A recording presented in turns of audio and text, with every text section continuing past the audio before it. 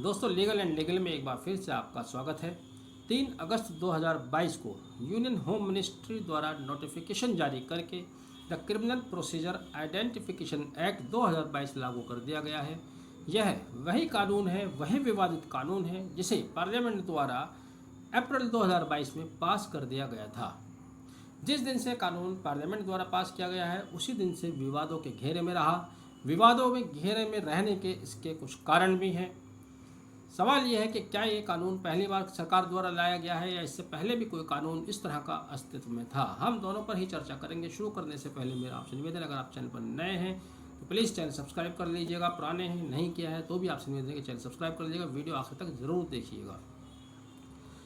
पहला सवाल, क्या पहले भी इस तरह का कानून था? जी हाँ, इससे पहले भी 102 साल पहले अंग्रेज़ हुकूमत द्वारा इसी तरह का एक कानून लाया गया था जिसे आइडेंटिफिकेशन ऑफ प्रिजनर्स एक्ट 1920 के नाम से जाना जाता था। उसी कानून को रिपील करके ये नया कानून क्रिमिनल प्रोसीजर आइडेंटिफिकेशन एक्ट 2022 लाया गया है। अब यह विवादों के घेरे में क्यों है? नाम से ही विवाद आपको स्पष्ट हो गया होगा। अगर आपने नाम ध्यान से सुना होगा फिर सुन लीजिएगा। पहला कानून था आइडेंटिफिकेशन ऑफ प्रिजनर्स एक्ट 1920 और अब जो कानून लाया गया है वह है क्रिमिनल प्रोसीजर आइडेंटिफिकेशन एक्ट 2022। यही बड़ा फ़र्क है। पहले के कानून में केवल उन अपराधियों के डेटा इकट्ठे किए जाते थे जिन्हें 1 साल से अधिक सश्रम कारावास हुई है, लेकिन अब सिर्फ दोष सिद्ध अपराधियों के ही डेटा इकट्ठे नहीं किए जाएंगे, उन्हीं की डिटेल नहीं ली जाएगी, बल्कि कोई भी ऐसा व्यक्ति जिसे कानून द्वारा कन्विक्ट किया गया है, दोषी सिद्ध किया गया है, या जिसे गिरफ्तार किया गया है, या जिसे किसी प्रिवेंटिव एक्ट के तहत प्रिवेंट किया गया है, उनके डेटा पुलिस द्वारा लिए जा सकते हैं।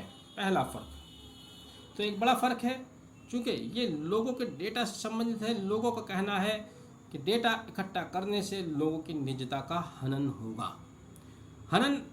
निजता के हनन का सवाल शायद तब पैदा ना होता जब ये प्रिजनर्स एक्ट तक सीमित रहता, लेकिन प्रिजनर्स एक्ट से आगे बढ़कर इसको क्रिमिनल प्रोसीजर आइडेंटिफिकेशन एक्ट का नाम दिया गया है, जिसमें डिटेन किए गए लोगों के भी डिटेल ली जा सकती है। अब डिटेन किए गए व्यक्ति कौन होते हैं? डिटेन किए गए व्यक्ति तो जो राजनीतिक व्यक्ति होते हैं, जो किसी सरकार का, किसी नेता का, सरकार के किसी पॉलिसीज़ का विरोध करते हैं, उनको भी 107(16) में डिटेन कर लिया जाता है, किसी और प्रावधान के तहत डिटेन कर लिया जाता है। इसका मतलब उनके भी डेटा लिए जा सकेंगे।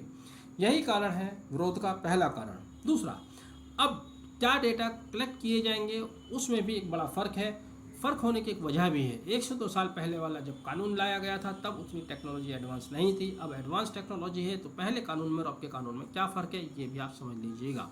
पहले कानून में केवल कैदी के शारीरिक माप लेने की आज़ादी थी, जैसे फोटोग्राफ हुए, फिंगरप्रिंट्स हुए या फुटप्रिंट हुए।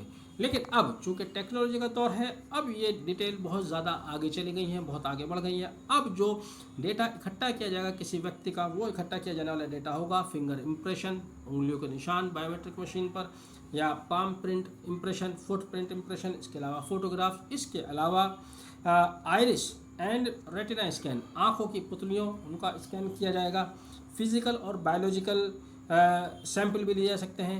बिहेवियर एट्रीब्यूट्स जैसे कि किसी व्यक्ति के हैंड राइटिंग हुई उसका भी सैंपल लिया जाएगा, और दूसरी कोई भी ऐसी आइडेंटिफिकेशन जो कि CRPC की धारा 53 से 53A में डिफाइन की गई है वो डेटा भी लिए जा सकते हैं। तो एक तो डेटा बहुत वाइड हो गया है, इसलिए भी शायद इसका विरोध किया जा रहा है। लेकिन जैसा कि मैंने बताया कि विरोध का एक बड़ा कारण ये है कि पहले कानून में सिर्फ प्रिजनर्स का ही डेटा लिया जा सकता था। अब केवल प्रिजनर्स, वो कंडीशन हटा दी गई है कि उसको सश्रम कारावास हुई हो। अब कन्विक्ट के साथ साथ जिनको पुलिस ने अरेस्ट किया है किसी भी अपराध के लिए, जिनको किसी पुलिस ने डिटेन किया है, उनके भी डेटा लिए जा सकते हैं। लिया गया डेटा NCRB द्वारा 75 साल तक प्रिजर्व किया जाएगा। NCRB मतलब नेशनल क्राइम रिकॉर्ड्स ब्यूरो 75 साल तक उस डेटा को स्टोर कर सकेगी। दूसरा एक और बड़ा फ़र्क जो इस कानून में आया है वो यह है कि पहले ये डेटा लेने का आदेश कौन दिया करता था? थाने का वह अधिकारी जो कम से कम सब इंस्पेक्टर की पोस्ट पर है। लेकिन अब कोई भी ऐसा अधिकारी जो हेड कांस्टेबल भी है वह भी इस तरह के डेटा कलेक्शन करने का आदेश दे सकता है। एक और बड़ी बात यह है कि इस तरह के दिए गए आदेश को आप किसी न्यायालय के समक्ष चैलेंज नहीं कर सकते। कुल मिलाकर एक विवादित कानून विवादों में घिरा हुआ है। विवादों की जो कारण लोगों द्वारा बताई जा रही है वो भी मैंने आपके सामने रखने की कोशिश की। बहरहाल यह कानून 3 अगस्त 2022 से लागू हो चुका है। अब इसका किस तरह से उपयोग या दुरुपयोग किया जाता है ये समय बताएगा। हालांकि राजनीति जब से देश आज़ाद हुआ है, देश आज़ाद होने से पहले जब अंग्रेज़ों की हुकूमत थी, जिस तरह से वो अपने कानूनों का दुरुपयोग करते थे, दुर्भाग्य की बात है कि देश के आज़ाद होने के बाद भी उसी तरह से कानूनों का दुरुपयोग होता आया है। तो उसका भी दुरुपयोग होगा और जो भी सरकार होगी वही करेगी। आज जो सरकार ला रही है कानून को वो दुरुपयोग करेगी, सरकार बदल जाती है तो कल को जो सरकार आएगी वो भी इसका दुरुपयोग करने से बाज नहीं आएगी। लेकिन हम आशा करते हैं कि कानून का दुरुपयोग नहीं होना चाहिए, पॉजिटिव में इसका इस्तेमाल होना चाहिए। बहरहाल